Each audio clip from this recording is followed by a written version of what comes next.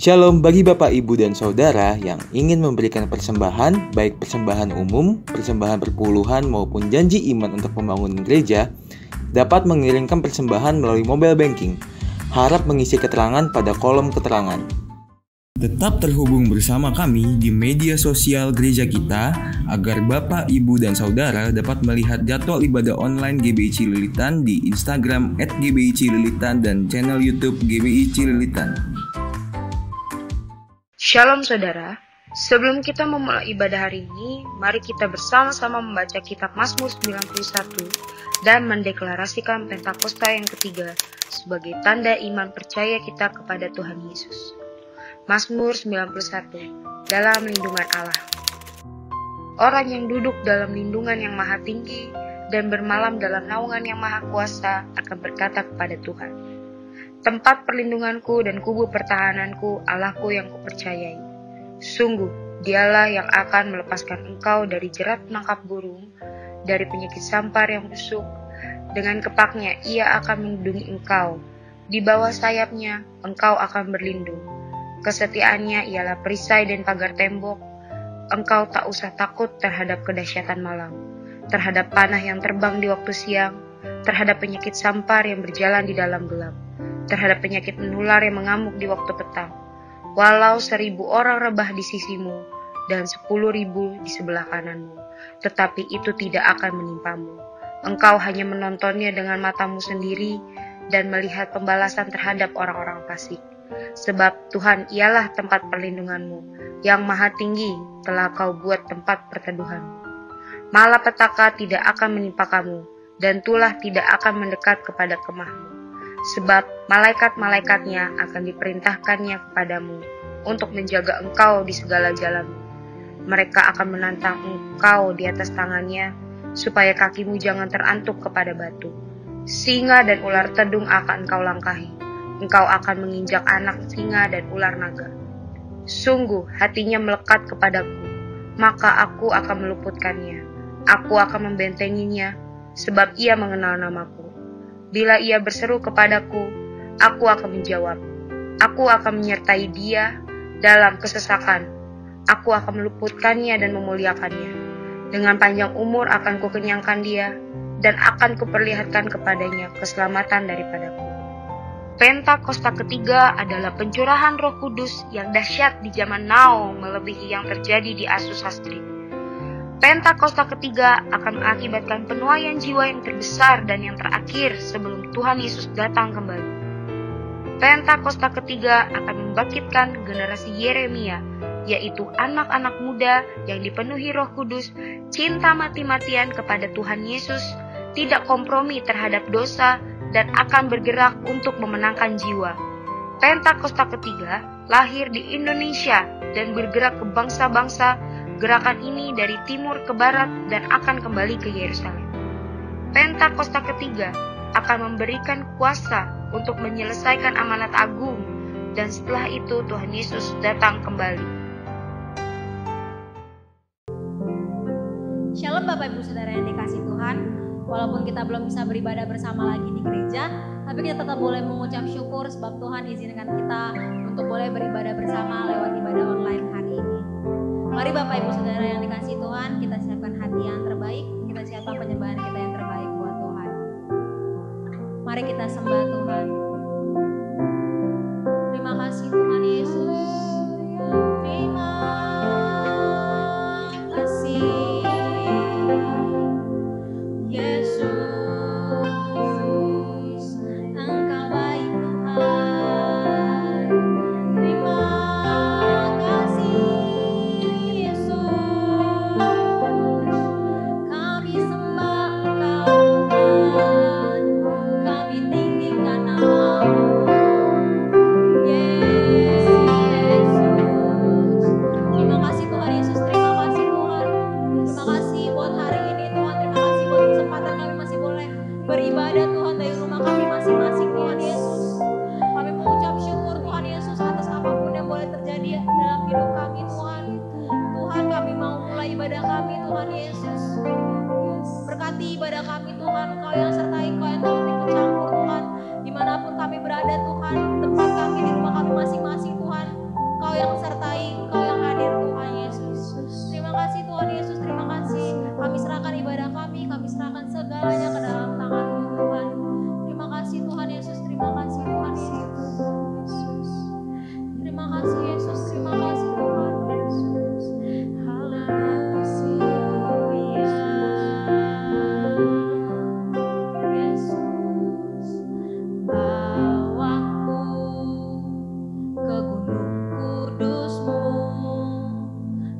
tempat kediaman-Mu.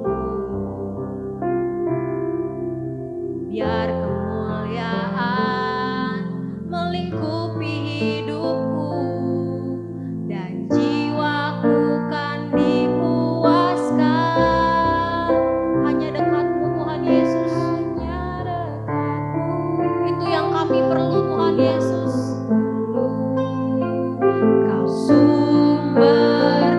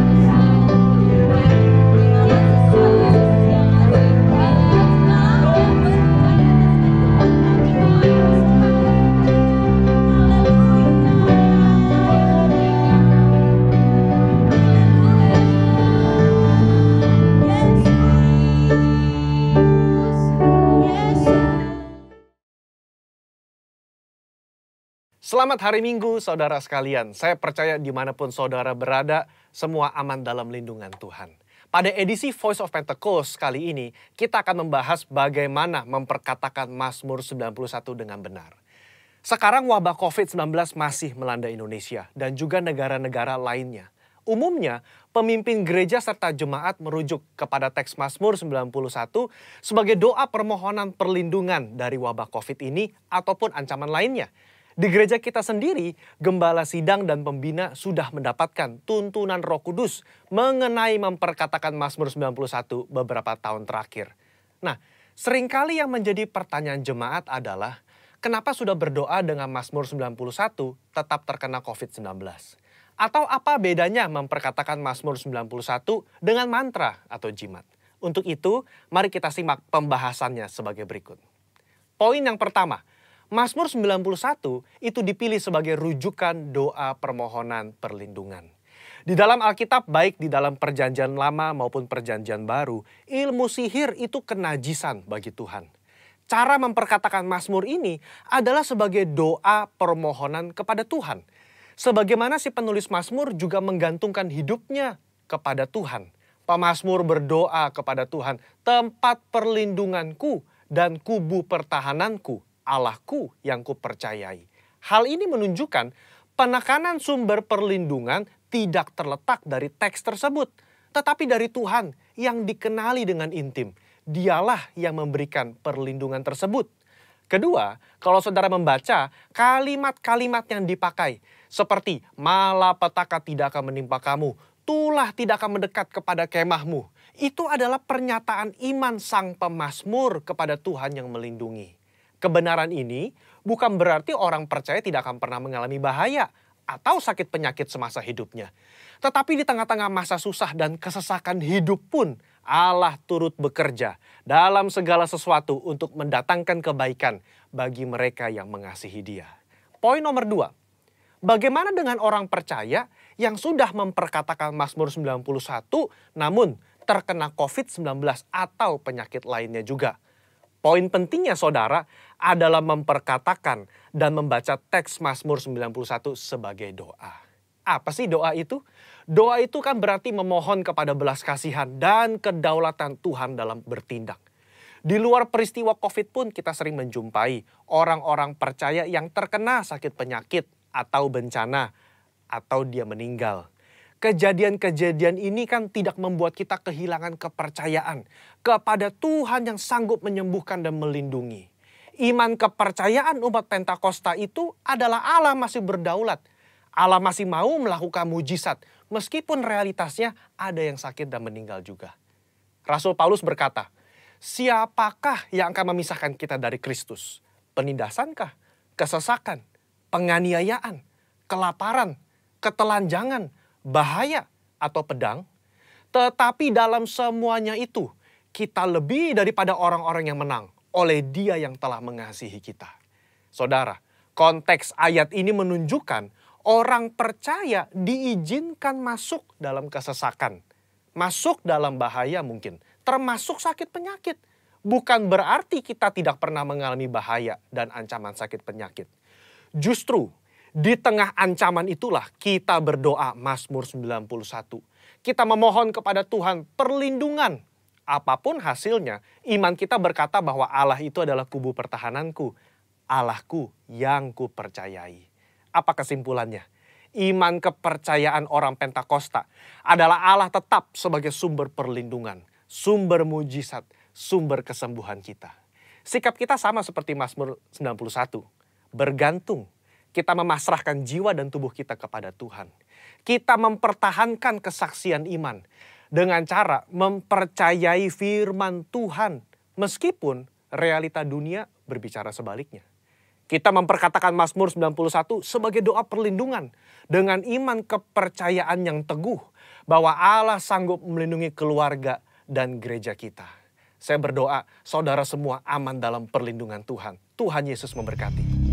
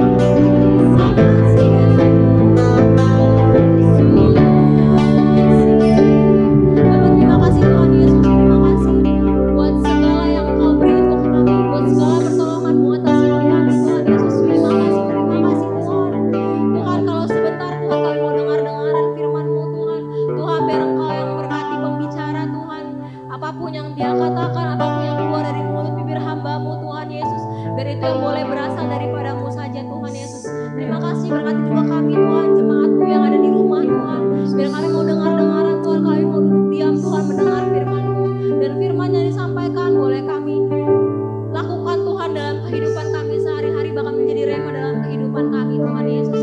Terima kasih, kami serahkan Tuhan, kami serahkan pembicara kepadamu Tuhan Yesus, biar Engkau juga yang berbicara atasnya Tuhan. Terima kasih Tuhan Yesus, terima kasih. Kami serahkan semuanya ke dalam tangan-Mu. Dalam nama Tuhan Yesus kami berdoa dan mengucap syukur. Haleluya, amin. Shalom, apa kabar Bapak Ibu Saudara yang dikasihi Tuhan? Kembali bersama-sama dengan saya, kita ibadah online lagi ya. Puji Tuhan, terus berdoa supaya waktunya tiba kita segera ibadah offline ya. Nah, hari ini kita siapkan hati kita, siapkan Alkitab, kita mau dengar firman supaya kita semua sama-sama terima rema dan berkat dari Tuhan. Nah, untuk itu kita berdoa dulu ya Bapak Ibu Saudara yang dikasihi Tuhan. Mari kita sama-sama buka hati biar Tuhan mengurapi kita. Tuhan Yesus yang baik, terima kasih, kami bersyukur sekali hari ini Tuhan tetap menjaga kami. Hari ini bersama-sama dengan orang-orang yang kami kasih, kami boleh beribadah bersama-sama dalam ibadah online. Tuhan, terima kasih Bapa, di rumah kami masing-masing Tuhan memberkati kami.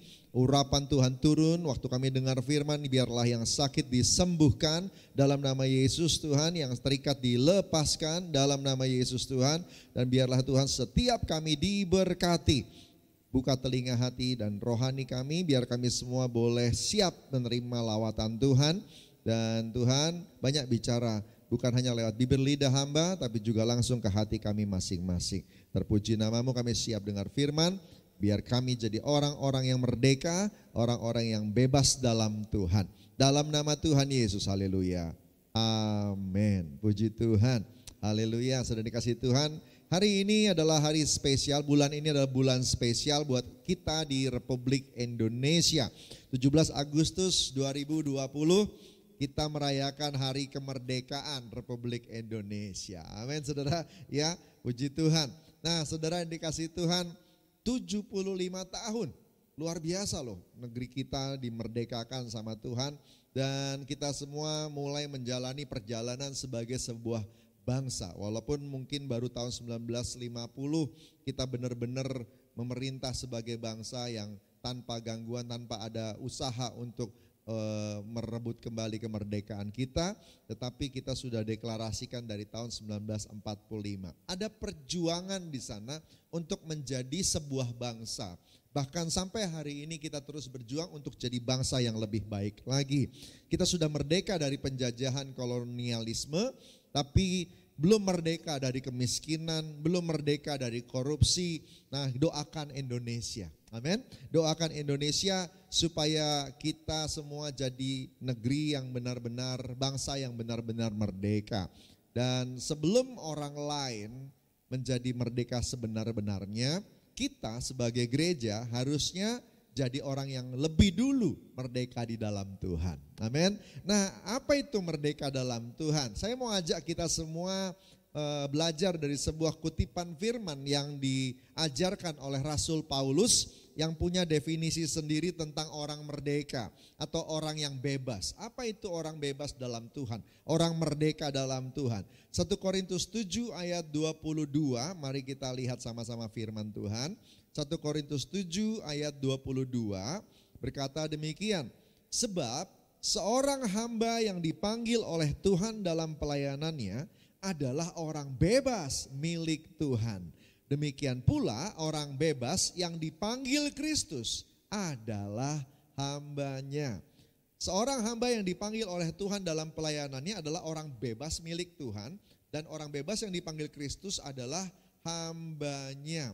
Artinya gini, Paulus mau ajar kita semua bahwa bebas di dalam Tuhan adalah jadi hamba. Melayani Tuhan, yang dipanggil Tuhan dalam pelayanannya. Saudara yang dikasih Tuhan, dunia ini dikuasai oleh Tuhan yang menciptakan dan juga iblis atau kerajaan kegelapan yang karena kegagalan Adam sekarang ambil bagian atau mengambil kekuasaan atas sistem di atas dunia ini. Dan oleh karena itu waktu Anda dan saya masih dalam dosa, kita dikontrol oleh tuan yang jahat itu. Tapi puji Tuhan kita lahir baru, kita dimerdekakan oleh darah Yesus yang sudah dicurahkan. Nah kita tidak bisa bebas dari dua-duanya, kita harus pilih salah satu, saudara dikasih Tuhan.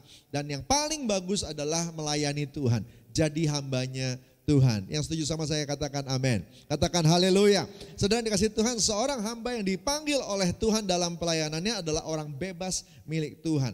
Jadi kalau memang benar kita mau jadi orang bebas, gak mau dikuasai dunia, gak mau dikuasai sama kerajaan kegelapan, layani Tuhan, responi panggilan Tuhan. Katakan amin. Katakan ya saya mau. Saudara dikasih Tuhan, responi panggilan Tuhan. Pelayanan, apa itu pelayanan? Melakukan apa yang Tuhan suruh. Pelayanan bukan cuma soal melayani di mimbar saja, naikkan pujian penyembahan dan sebagainya, worship leader dan sebagainya, itu bagus. Tetapi lihat hari ini dengan adanya COVID-19, pelayanan sekarang dibatasi.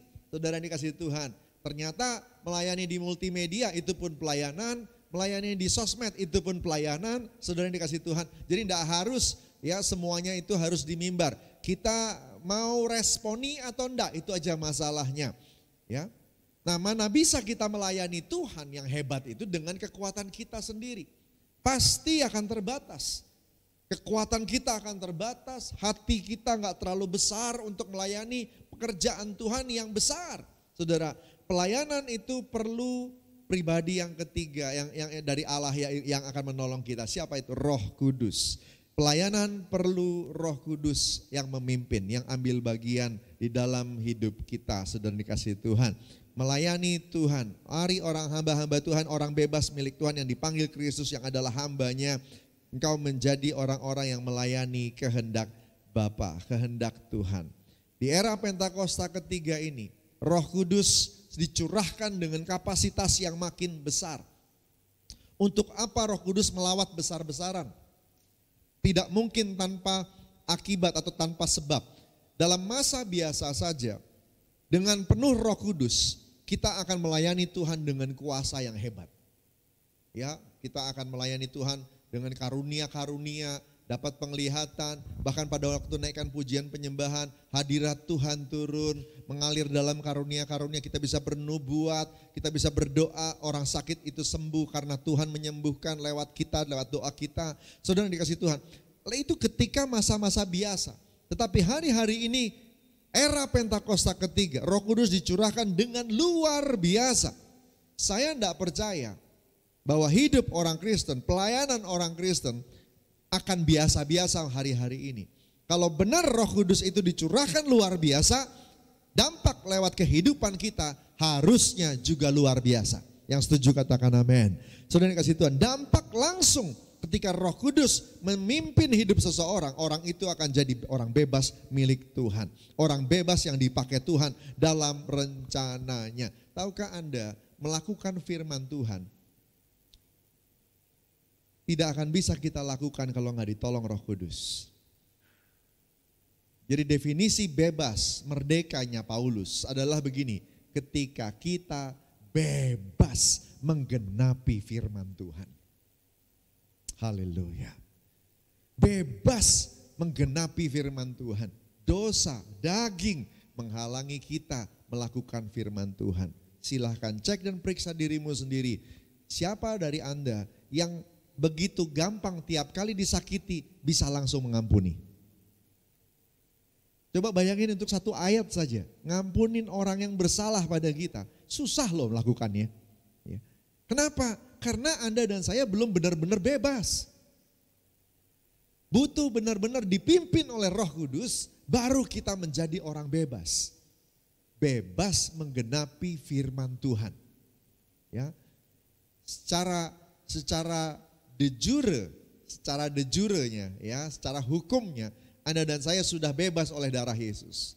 Tetapi de facto-nya, ya, kenyataannya, faktanya, banyak orang yang sudah lahir baru pun nggak bebas melakukan firman Tuhan. Ada something wrong, ada satu yang salah di sana. Coba periksa. Dan satu hal yang pasti harus diperbaiki adalah biarkan dirimu dipimpin oleh Roh Kudus. Sekali lagi, biarkan dirimu dipimpin oleh Roh Kudus, karena Roh Kuduslah yang akan memampukan kita untuk melakukan, melayani Tuhan, melayani firman Tuhan. Saudara yang dikasihi Tuhan, dampak langsung Roh Kudus adalah dampak langsung Roh Kudus ada dalam hidupmu, Anda menjadi orang bebas yang dipakai Tuhan di dalam rencananya. Ada rencana Tuhan dalam keluargamu, makanya engkau diselamatkan. Ada rencana Tuhan di lingkunganmu, makanya engkau diselamatkan. Ada rencana Tuhan di sekolahmu, makanya engkau diselamatkan. Ada rencana Tuhan di kantormu, makanya engkau diselamatkan. Ada rencana Tuhan atas Indonesia, makanya kita diselamatkan. Yang setuju sama saya katakan amin. Saudara yang dikasihi Tuhan, ya penting sekali untuk menyadari hal ini. Di momen-momen di mana kita sedang merayakan kemerdekaan ini, are you really free? Apakah engkau benar-benar jadi orang yang merdeka? Ya, because when the Son set you free, you are free indeed. Kalau firman Tuhan bilang, kalau anak itu memerdekakan, harusnya engkau benar-benar merdeka. Saudara yang dikasihi Tuhan, lewat Yesus, kita semua sudah menerima status baru sebagai anak Allah, dimerdekakan, saudara dikasihi Tuhan. Tetapi lewat Yesus juga Anda dan saya harus terima Roh Kudus. Dengan menerima Roh Kudus, dengan dipimpin oleh Roh Kudus, engkau menjadi orang yang bebas di dalam Tuhan.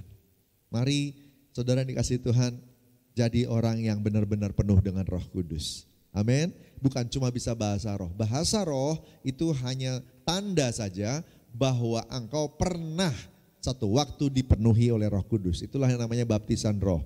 Tetapi apakah tiap hari setelah itu Anda penuh? Apakah hari ini engkau benar-benar penuh? Itu sangat tergantung pada benar enggak hidup kita dipimpin oleh Roh Kudus. Keputusan kita sepanjang hari dipimpin oleh Roh Kudus, ya. Nah, kalau memang benar hidup kita itu hidup yang dipimpin sama Roh Kudus, dampaknya pasti akan terlihat, indikasinya pasti akan terlihat. Yesaya 61 ayat 1 sampai dengan 3 menjelaskan apa sih dampaknya kalau benar ada orang penuh Roh Kudus. Apa sih akibatnya kalau benar Roh Kudus tinggal pada diri seseorang, ada pada seseorang, ya. Yesaya 61 ayat 1 sampai 3 saya mau baca buat kita semua. Yuk kita sama-sama simak ayat ini. Roh Tuhan Allah ada padaku, oleh karena Tuhan telah mengurapi aku. Ia telah mengutus aku untuk menyampaikan kabar baik kepada orang-orang sengsara dan merawat orang-orang yang remuk hati, untuk memberitakan pembebasan kepada orang-orang tawanan dan kepada orang-orang yang terkurung kelepasan dari penjara. Kedua, untuk memberitakan tahun rahmat Tuhan dan hari pembalasan Allah kita, untuk menghibur semua orang yang berkabung. Tiga, untuk mengaruniakan kepada mereka perhiasan kepala ganti abu, minyak untuk pesta ganti kain kabung, nyanyian puji-pujian ganti semangat yang pudar, supaya orang menyebutkan mereka pohon terbantin kebenaran, tanaman Tuhan untuk memperlihatkan keagungannya. Yang pertama, dampak melayani Tuhan, melayani kehendak Tuhan dengan pimpinan Roh Kudus. Apa dampak yang pertama? Saudara dikasih Tuhan, hidupmu akan menjadi hidup yang menyampaikan kabar baik. Hidupmu, kata-katamu, kehidupanmu, keputusanmu akan menjadi alat Tuhan menyampaikan kabar baik. There is a good news in your life. Through you, lewat Anda, orang-orang bisa melihat kabar baik itu sendiri. Ya. Melihat kabar baik, kata-kata kita, ngaku penuh Roh Kudus, mulutnya penuh makian, pasti gak penuh Roh Kudus. Ngaku penuh Roh Kudus, tetapi mulutnya penuh dengan kekhawatiran, ya. Bahkan hobinya memforward hoax, ya, yang membuat orang lain ketakutan. Jelas engkau gak penuh Roh Kudus. Kalau engkau penuh Roh Kudus, yang kau sampaikan adalah kabar baik. Kita akan lebih baik menjaga supaya orang lain tidak ketakutan. Lebih baik kita menjaga supaya orang lain itu tidak menerima kabar buruk. Tetapi kita menjadi penyampai kabar baik. Yang setuju sama saya katakan amin. Saudara kasih Tuhan, akibat dari Roh Kudus selalu baik. Kalau Roh Kudus ada, pasti kita semua akan menyampaikan kabar baik. Saudara dikasih Tuhan. Ya, saudara dikasih Tuhan. Satu kali ada seorang yang sedang bergumul. Gimana caranya supaya istrinya itu bisa bertobat, saudara? Ya, dari kepercayaan lain. Dan dia berdoa, dia udah lahir baru supaya dia bisa bertobat, supaya istrinya bisa bertobat. Bagaimana ceritanya? Puji Tuhan, dia datang ke alamat yang tepat. Dia minta nasihat sama bapak pendetanya. Singkat cerita, terjadi perubahan. Saudara tahu apa yang dia lakukan? Dia cuma komit. Jadi gini, dia udah nikah kalau nggak salah sekitar 4 tahunan. 4 tahun dia coba minta istrinya untuk datang ke gereja aja, nggak mau istrinya, saudara. Tetapi saudara kasih Tuhan, apa yang terjadi? Lewat nasihat Bapak Pendeta itu, hamba Tuhan itu menyampaikan, kamu harus jadi kabar baik dong buat istrimu, bukan hanya kata-katamu, kehidupanmu. Dan apa yang terjadi? Saudara dikasih Tuhan, mulai dari hari Minggu itu kan dia konsultasi sama Pak Pendeta ya. Lalu Senin, Selasa, Rabu, Kamis itu dia mulai rubah. Kalimat-kalimat yang diucapkan untuk istrinya. Dia sering mulai belajar memuji-muji, menghargai istrinya. Kalau istrinya masak dia hormati, dibilang aduh ini enak sekali dan sebagainya. Istrinya dipuji ketika dia pulang kantor, waktu istrinya menyambut dia bilang terima kasih. Dan seterusnya saudara dikasih Tuhan. Ya. Menarik sekali saudara, hanya dalam waktu, tadi kan 4 tahun ya. Saudara, enggak bisa untuk diajak ke gereja. Hanya dalam waktu 7 hari, saudara kasih Tuhan. 7 hari dari Senin, Selasa, Rabu, Kamis, Jumat, Sabtu. Itu dia rubah attitude-nya untuk menyampaikan kabar baik bagi istrinya. Atau jadi kabar baik buat istrinya. Hari Minggu berikutnya, istrinya langsung mau datang ke gereja. Kenapa bisa begitu ya? Saudara dikasih Tuhan, kita yang bukan menjadi penyampai kabar baik. Kalau benar hidupmu sudah diubahkan, maka kabar baiklah yang kita sampaikan. Kata-kata kita, kehidupan kita. Dampaknya pasti akan terasa buat orang-orang di sekitar Anda dan saya. Yang kedua, saudara, kalau memang benar kita semua penuh dengan Roh Kudus, maka bukan cuma kita menyampaikan kabar baik, kita akan dipakai sama Tuhan untuk merawat dan memulihkan orang-orang yang remuk hatinya. Ya. Untuk merawat dan memulihkan orang-orang yang remuk hatinya. Ada banyak orang luka di sekitar kita. Jangan, nomor 1, jangan jadi pembawa luka berikutnya. Tapi yang kedua, di mana kita berada, kita menyembuhkan. Yang setuju sama saya katakan haleluya. Saudara kasih Tuhan, baru kita lihat dampaknya akan dahsyat, saudara. Apa akibatnya yang dari poin kedua ini? Kalau tiap kali ketemu sama kita, orang-orang itu pulih. Saya yakin mereka akan cari terus kita di mana aja. Mereka ingin punya fellowship sama kita, mereka rindu ngobrol sama kita, saudara dikasih Tuhan. Dan ini bagian dari permulaan penuaian besar-besaran. Ketika anak-anak Tuhan memiliki pesona yang membuat orang datang. Saudara, jangan berpikir penuaian itu orang datang ke gereja, salah loh. Penuaian itu orang datang ke Tuhan. Orang datang ke Tuhan. Saya makin menangkap berapa bulan ini kita semua terpaksa ibadah online. Kita semua terpaksa ibadah dari rumah. Supaya kita makin sadar bahwa penuaian amanat agung itu ke orang-orang. Bukan memaksa mereka datang ke gereja. Tetapi bagaimana caranya mereka datang pada Tuhan, saudara. Dan alat yang mau Tuhan pakai bukan gedung. Alat yang mau Tuhan pakai bukan ruang ibadah kita. Alat yang Tuhan mau pakai adalah Anda dan saya. Amin saudara. Saudara kasih Tuhan, kita yang akan dipakai untuk merawat dan memulihkan orang yang remuk hati. Tentu saja nomor 1, jangan sakitin orang lain. Tapi yang kedua saudara, Andalah obatnya yang sedang Tuhan kirim dari sorga untuk mereka. Saudara, ya. pulihkan mereka, bawa mereka, ajar mereka untuk mengampuni. Tentu saja nggak mungkin ngajarin orang ngampunin kalau Anda sendiri nggak ngampunin orang-orang yang nyakitin Anda.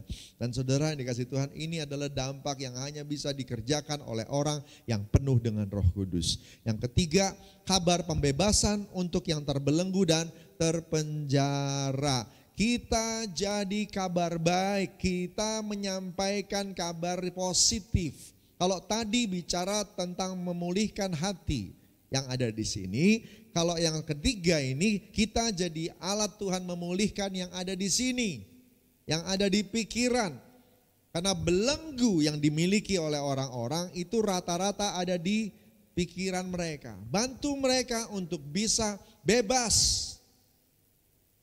Bantu mereka untuk bisa bebas berpikir seperti firman Tuhan berpikir. Andalah orangnya yang dipakai sama Tuhan. Dan tentu saja sekali lagi, sebelum kita jadi alat untuk membebaskan orang lain, Anda duluan dan saya, Anda dan saya duluan yang harusnya bebas duluan. Saudara ya, saudara dikasih Tuhan, kita mesti punya pikiran Kristus untuk ini.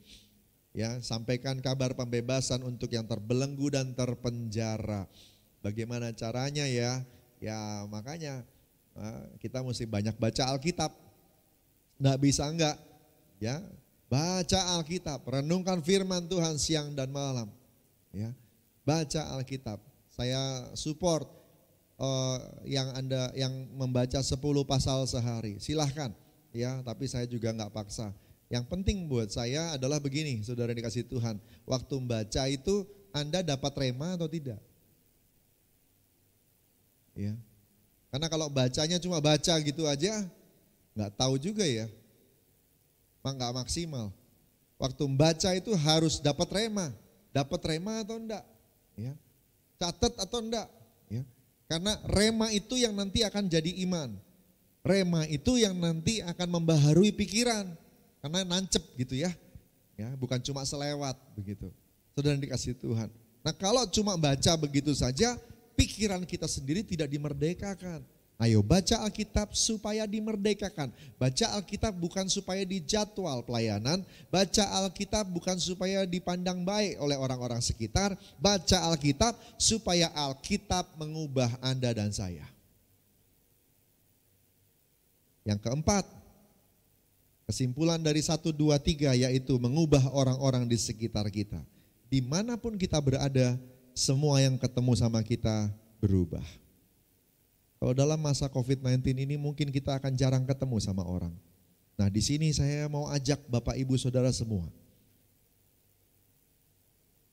Penuaian jiwa tidak bisa dikerjakan hanya oleh gembala saja, hamba Tuhan saja, ya karayon saja, tidak bisa.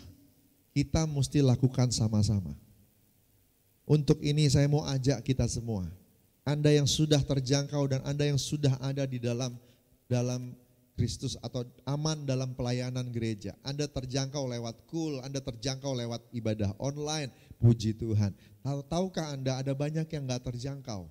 Karena kemarin-kemarin mereka gak tergabung di dalam Cool, saudara yang dikasih Tuhan. Tapi kebetulan Anda punya tuh nomor HP-nya, Anda punya nomor WA-nya, gereja gak punya, Anda yang punya, Anda kontak mereka. Mari kontak mereka. Jadi orang yang jadi saluran berkat. Tuhan rubah Anda supaya Anda ubah mereka. Reach them. Ya, mulai aktif, mulai kontak, mulai telepon. Teman-teman yang sering ketemu kalau habis fellowship ibadah, kalau lagi habis ibadah waktu dulu ibadah offline, lalu kemudian kita suka fellowship di luar ruang ibadah, kita sering ketemu dan sebagainya, walaupun tidak satu Cool, coba mulai aktif, mulai hubungi mereka. Dan lewat kontak itu, lewat telepon kita, lewat WA kita mengubah mereka. Kita mengubah mereka. Yang mau katakan amin. Saudara kasih Tuhan, ayo saudara kasih Tuhan. Penuaian sedang terjadi. Dan saya membayangkan kalau semua orang Kristen, hamba-hamba Tuhan, maupun seluruh jemaat, aktif untuk ambil bagian dalam amanat agung. Wow. Ya. Dalam keadaan seperti hari-hari ini pun kita bisa lihat penuaian jiwa-jiwa itu terjadi dengan dahsyat dan luar biasa. Yang setuju sama saya katakan haleluya. Yang terakhir, saudara yang dikasih Tuhan, menjadi orang yang kokoh teguh seperti pohon terbantin. Waktu engkau roh Tuhan Allah ada padamu, karena Tuhan telah mengurapi engkau, maka ayat ketiga dibilang engkau akan disebut orang pohon terbantin kebenaran, tanaman Tuhan untuk memperlihatkan keagungannya. Bukan hanya menjadi pohon seperti pohon terbantin yang kokoh dan teguh, tetapi Anda dan saya jadi orang yang benar-benar dilihat oleh orang, menjadi teladan. Bapak Ibu Saudara yang dikasihi Tuhan, Tuhan tidak hanya panggil kita jadi anaknya. Tuhan tidak hanya panggil kita menjadi sahabatnya. Tuhan panggil Anda dan saya jadi saksinya. Kamu akan menerima kuasa kalau Roh Kudus turun ke atas kamu, dan kamu akan menjadi saksiku di Yerusalem, Judea, Samaria, sampai ujung bumi. Saudara dikasihi Tuhan, semua ini tidak mungkin terjadi kalau Roh Kudus tidak memimpin hidup kita. Tidak memimpin hidup orang yang merdeka, orang yang bebas dalam Tuhan. Orang yang bebas dalam Tuhan adalah orang yang bebas melakukan firman Tuhan. Dosa tidak menghalanginya, daging tidak menghalanginya, dunia tidak bisa menghalanginya. Engkau bebas melakukan firman Tuhan. Bebas untuk menjadi seperti Kristus. Itu kehendak Tuhan buat kita. Kalau mau lihat orang Indonesia merdeka seutuhnya, kalau mau lihat Republik Indonesia merdeka seutuhnya, dengar firman Tuhan hari ini. Tuhan mau Anda dan saya, gereja, jadilah orang merdeka seutuhnya lebih dulu. Penuhlah Roh Kudus dan biarkan dirimu dipimpin sama Tuhan. Waktu itu terjadi, kita akan lihat benar-benar apa yang dikatakan Kisah Rasul 1 ayat 8 benar-benar digenapi. Masa COVID-19 tidak akan membatasi kesaksian kita. Justru di masa seperti ini, Anda dan saya akan jadi saksi Tuhan yang efektif. Amin. Yang mau katakan amin, angkat tangannya bilang haleluya. Haleluya, puji Tuhan. Yuk kita berdoa sama-sama, kita minta pengurapan dari Tuhan. Supaya Tuhan urapi kita dan kita akan jadi pelaku firman. Ora bayas syanda bataka barana matas tanda bayarada barada bayas syada barala bayas syakaba. Hinna bayarana matakas tanda bayarada barada barada bayas syaka bayarada bayasa. Ora bayas syada baralaba. Hamba berada di tempat ini Tuhan. Hamba terpisah dengan jemaat-jemaat-Mu secara fisik, tapi Tuhan Engkau sanggup berada hari ini di ruangan mereka, di kamar mereka, di tempat mereka ibadah online ya Tuhan, dimanapun berada. Tuhan hari ini jamah mereka semua, urapi dengan Roh Kudus. Urabataka bayasya, mari angkat tangan kita, minta kuasa Roh Kudus turun.